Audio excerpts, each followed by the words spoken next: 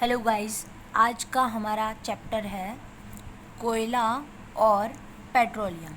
हम कोयला और पेट्रोलियम के बारे में डिस्कस करेंगे, है ना। तो कोयला और पेट्रोलियम होता क्या है ना। तो कोयला और पेट्रोलियम एक तरह से क्या है, संसाधन है। कोयला और पेट्रोलियम एक तरह से क्या है, संसाधन। अब संसाधन क्या होते हैं, मन में ये प्रश्न उठता है ना। तो संसाधन यानी कि हमारे काम में आने वाली चीज़ें, यानी कि उपयोगी चीज़ें जो हमारे लिए उपयोगी हैं, वो है ना। हमारे लिए उपयोगी जो भी साधन हैं वो सब क्या कहलाते हैं, संसाधन। यानी कि संसाधन यानी कि स्वयं के लिए, हमारे लिए जो जो उपयोगी साधन है वो सब क्या कहलाते हैं, संसाधन। अब हम देखेंगे कि संसाधन में प्राकृतिक रूप से जो हमें प्राप्त होते हैं, है ना। अब हम संसाधन में देखेंगे, प्राकृतिक संसाधनों के बारे में देखेंगे। तो प्राकृतिक संसाधन होते क्या हैं, है ना। तो प्राकृतिक संसाधन यानी कि नाम से ही स्पष्ट है, प्राकृतिक यानी कि प्रकृति द्वारा निर्मित या प्रकृति से प्राप्त। जो संसाधन हमें प्रकृति द्वारा प्राप्त होते हैं, है ना, प्रकृति से प्राप्त संसाधन क्या कहलाते हैं, प्राकृतिक संसाधन, है ना। तो प्राकृतिक संसाधन नाम से स्पष्ट हो गया कि प्रकृति से प्राप्त संसाधन, है ना, वो क्या कहलाएंगे, प्राकृतिक संसाधन, जो हमारे लिए क्या होते हैं, उपयोगी होते हैं। अब देखो, प्राकृतिक संसाधनों को भी दो पार्ट्स में डिवाइड कर सकते हैं। एक तो अक्षय प्राकृतिक संसाधन और एक समाप्त होने वाले संसाधन। अच्छा, अक्षय प्राकृतिक संसाधन यानी कि, अक्षय यानी कि क्या होता है, अक्षय यानी कि जो कभी ख़त्म नहीं होने वाला, है ना, जिसकी मात्रा सीमित नहीं है, असीमित है, यानी कि जो मानवीय क्रियाकलापों से नष्ट नहीं हो सकते। हम कुछ भी कर ले, ये नष्ट नहीं होंगे। जो अक्षय प्राकृतिक संसाधन है वो मानवीय क्रियाकलापों से नष्ट नहीं होने वाले, यानी कि वो प्रकृति में असीमित मात्रा में पाए जाते हैं। अच्छा, तो इसका एग्जाम्पल क्या होगा, ऐसे कौन से संसाधन हैं, है ना। तो ऐसे संसाधन में क्या आता है, सूर्य का प्रकाश। सूर्य का प्रकाश ऐसा संसाधन है जो कभी नष्ट होने वाला, मानवीय क्रियाकलापों से नष्ट होने वाला नहीं है, यानी कि ये क्या है, अक्षय है ना। और सूर्य के प्रकाश के अलावा एक और उदाहरण है इसका, वायु, यानी कि हवा, जिसको हम नष्ट नहीं कर सकते, ये हमारे हाथ में नहीं है। तो जो मानवीय क्रियाकलापों से नष्ट नहीं होते हैं वो संसाधन क्या कहलाते हैं, अक्षय प्राकृतिक संसाधन। अब देखो, समाप्त होने वाले प्राकृतिक संसाधनों के बारे में देखते हैं, है ना। तो समाप्त होने वाले यानी कि जो सीमित मात्रा में पाए जाते हैं, उनकी मात्रा क्या होती है, सीमित, और वो मानवीय क्रियाकलाप होते हैं जो, है ना, उनसे क्या हो सकते हैं, नष्ट हो सकते हैं। अच्छा, उसके उदाहरण देखते हैं हम, जैसे कि वन है, वन्य जीव है, खनिज, कोयला, पेट्रोलियम, प्राकृतिक गैस एक्सेट्रा, है ना। तो देखो, वन, तो हम अधिक मात्रा में वनों में से पेड़ों को काटते ही जाएंगे, है ना, और उनको काटने के बाद हम वृक्षों को लगाएंगे भी नहीं, है ना। पेड़ों का हम सिर्फ और सिर्फ उनका दोहन करते जाएंगे, उनको ख़त्म करते जाएंगे और वनों को बढ़ावा नहीं देंगे, तो वन एक दिन क्या हो जाएंगे, ख़त्म हो जाएंगे। यानी कि ये सीमित मात्रा में ही है ना, एक दिन तो ख़त्म होंगे ही, यानी कि समाप्त होने वाले संसाधनों में आए। और प्राप्त किससे, हमको प्रकृति से, इसलिए वो कौन से संसाधन है, प्राकृतिक संसाधन। वन्य जीव भी हैं, जीवों को भी आजकल मारा जा रहा है, तो वो भी धीरे धीरे कम होते जा रहे हैं। जैसे बाघ कम हो गए हैं, वैसे हर प्रकार के जीव धीरे धीरे कम होते जा रहे हैं। खनिज भी ऐसा ही है, जिसका ज़्यादा उपयोग कर लेंगे हम तो वो एक दिन ऐसा आएगा जब वो ख़त्म हो जाएगा। और कोयला, पेट्रोलियम, प्राकृतिक गैस, ये सब भी इसी तरह के संसाधन हैं। अब देखो, अब प्राकृतिक संसाधन जो है उनका निर्माण कैसे हुआ। तो क्या होता है कि पहले जो है, पुरातन काल में, कि बहुत सारे सालों के पूर्व क्या हुआ था कि मतलब जैसे कि सजीव प्राणी के मृत अवशेष होते हैं, उसके बाद वनस्पति जो होती है वो जलीय भाग में नीचे की तरफ, पृथ्वी के बहुत ही नीचे की तरफ, मतलब कि नीचे वाले पार्ट्स के अंदर ये सजीव प्राणी जो है वो और उनके और वनस्पतियों के, अब वो क्या होता है कि मतलब बाढ़ वगैरह, जैसे कुछ बाढ़ वगैरह आती है तो क्या होता है, ये नीचे दब जाते हैं।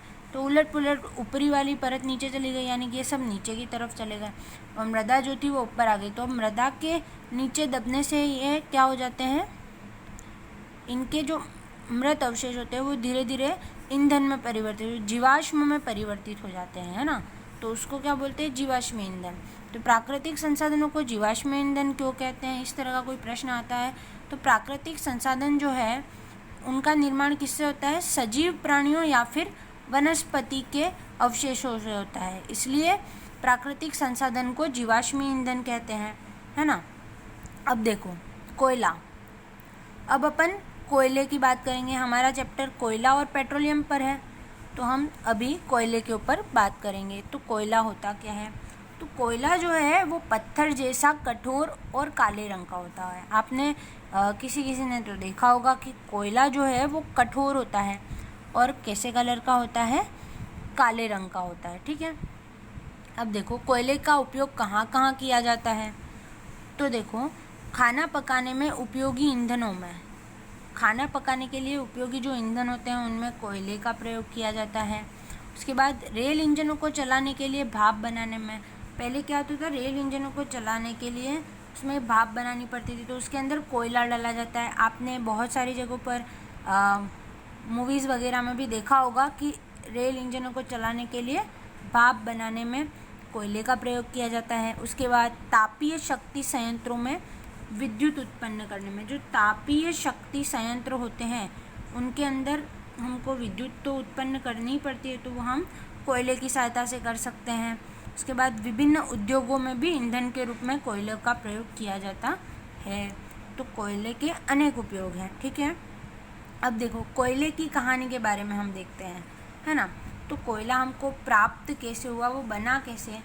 तो जैसे कि मैंने आपको बताया कि कुछ साल पहले, वैसे 300 मिलियन वर्ष पूर्व, है ना, 300 मिलियन ईयर्स एगो, 300 साल पहले क्या हुआ था कि पृथ्वी पर निचले जलीय क्षेत्रों में, है ना, गहरे वन पाए जाते थे। पृथ्वी पर निचले जलीय क्षेत्रों में मैंने आपको बताया था कि बहुत सारे वन वगैरह ऐसे थे। तो पृथ्वी पर निचले जलीय क्षेत्रों में बहुत सारे क्या पाए जाते थे, बहुत सारे गहरे वन पाए जाते थे।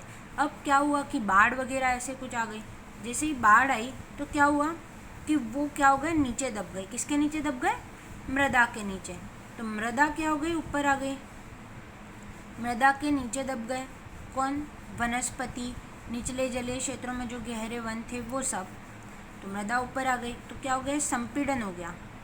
संपीड़न यानी कि वो मतलब नीचे दब गए, उन पर भार पड़ा। तो उच्च दाब व ताप पर, बहुत नीचे जाने से उनका ताप भी वहाँ पर बहुत अधिक हो गया और दाब भी क्या हो गया, अधिक हो गया। तो उच्च दाब और ताप पर पेड़ पौधे जो हैं वो किस में परिवर्तित हो गए, कोयले में परिवर्तित हो गए, है ना। तो क्या हुआ, बहुत सारे सालों पहले क्या पाए जाते थे, पृथ्वी के निचले जलीय क्षेत्रों में वन पाए जाते थे। वो क्या हुआ, बाढ़ वगैरह ऐसा कुछ आया तो वो नीचे चले गए, मृदा ऊपर आ गई और वह संपीड़ित हो गए उच्च दाब और ताप के कारण, ठीक है।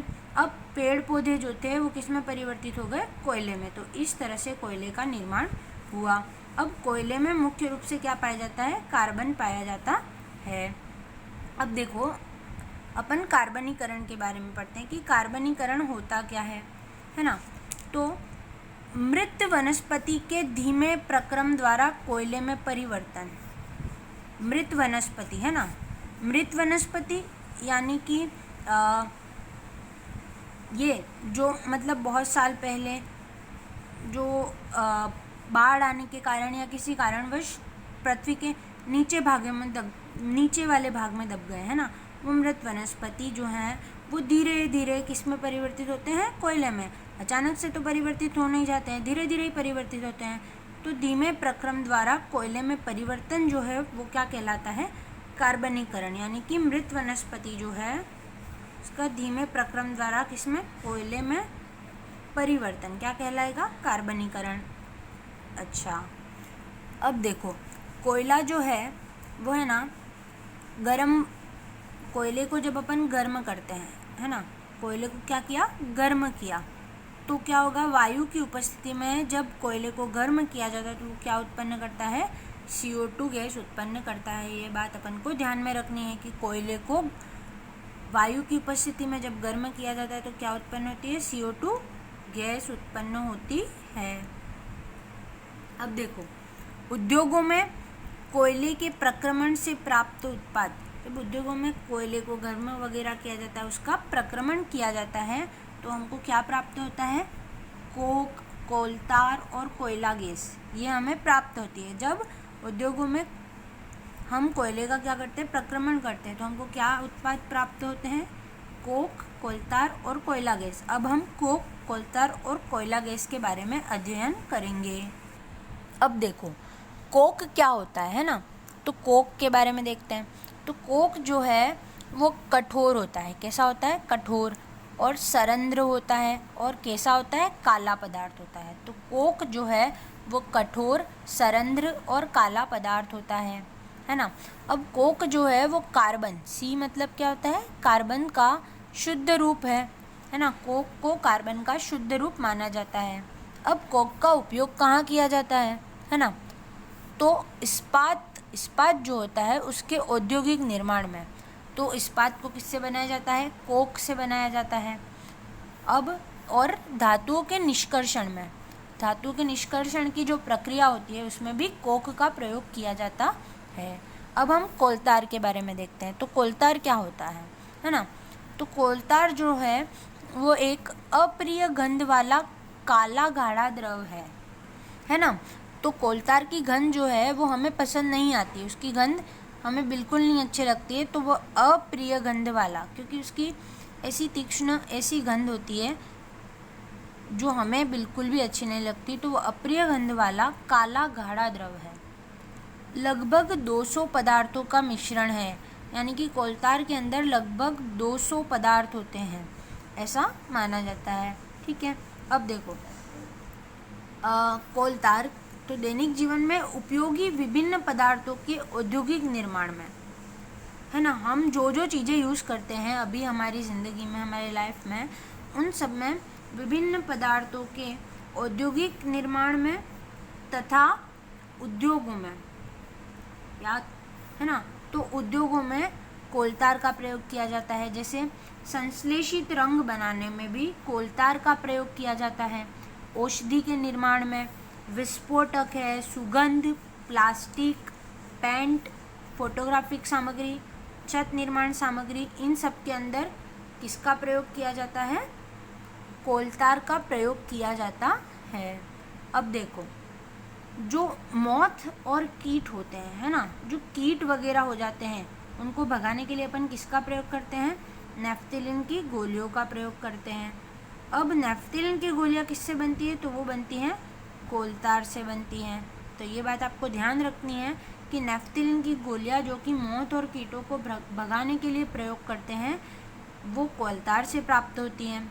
अब देखो, पक्की सड़कों के निर्माण में, है ना, पक्की सड़कें बनाई जाती है जो, उसमें पहले किसका प्रयोग किया जाता था, कोलतार का प्रयोग किया जाता था।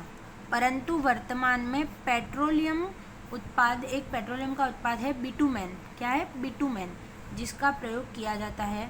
बहुत ही महत्वपूर्ण प्रश्न है, इसको अच्छे से ध्यान रखिएगा कि पक्की सड़कों के निर्माण में पहले कोलतार का प्रयोग किया जाता था, परंतु अब पेट्रोलियम उत्पाद बिटुमेन का प्रयोग किया जाता है। अच्छा, अब हमारा बिंदु है कोयला गैस। अब हम कोयला गैस के बारे में देखेंगे। कोयला गैस क्या होती है, तो जब कोयले के प्रक्रमण से, जब हम कोयले का प्रक्रमण करके कोक बनाते हैं, है ना, कोयले का प्रक्रमण करके उसको गर्म वगैरह ऐसे करके और उसका प्रक्रमण जब किया जाता है, तो जब हम उससे कोक बनाते हैं तो उस समय हमको क्या प्राप्त होती है, गैस प्राप्त होती है। वो क्या कहलाती है, कोयला गैस। ठीक है, जो कि उद्योगों में ईंधन के रूप में उपयोगी है। तो कोयला गैस जो है वो उद्योगों में ईंधन के रूप में उपयोगी है।